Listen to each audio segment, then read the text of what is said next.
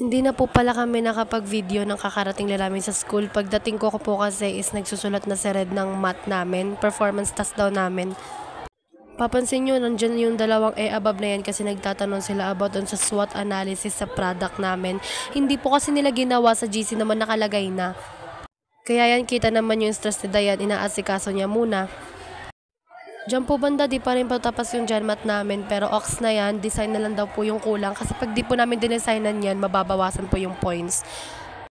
Tamang antay na lang po kami sa first subject namin, 21st century, kasi Monday po ngayon may magre-report daw. Kasi yan, antay-antay na lang po, pakit muna sa cam.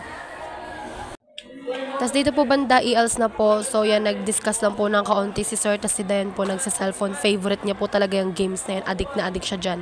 Diyan po banda is business math. Kaso bumali muna kami ng spoon ni Red. Papunta po kami sa pinakamalapit na kantin kasi kailangan po namin bumili para po sa product na ginawa namin kahapon.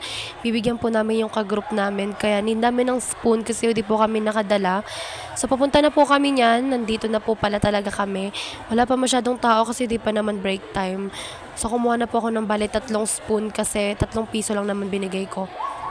Diyan po banda is pabalik na kami sa room. Bibili sana kami ng pagkain. Andito na pala si ma'am. Kinintinue po pala yung roleplay. So yan, nag-aantay po kami matapos. So yan po yung roleplay, si Wilson po yan. Tapos hindi ko po kilala yung isa, backloader po ata yan. Nag-roleplay din po pala kami sa business math kaso palpak daw po nung Friday. Absent ako nun. Kaya yan, snack time na. Finally, taste muna sila dyan. Tagal nila lumapit, guys. Hindi ka na! Okay mo talaga! Ako na nga! Alam mo! Wag na!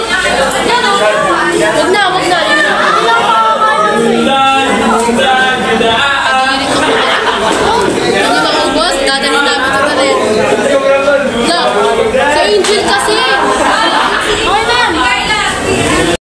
Dito po banda is na-stress nga po. Nakita nyo naman po sa first clip ng pagkakain namin. Kasi ang tagal po nila lumapit. Paano ko napanis na to?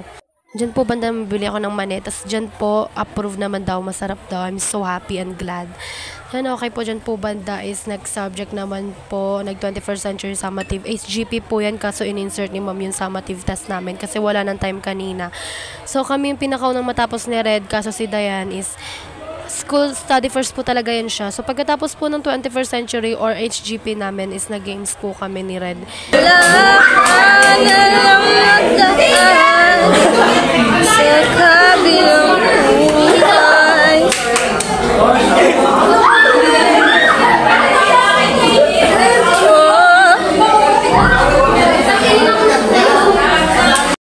Diyan po banda sila Diana Thread naman nag-games. Tas ako, sinulat ko muna yung assignment sa PR1 kasi di ko pa pala nasisimulan yun. Nung Friday pa pala pina-assignment. Tas nandito po kami sa labas na Red.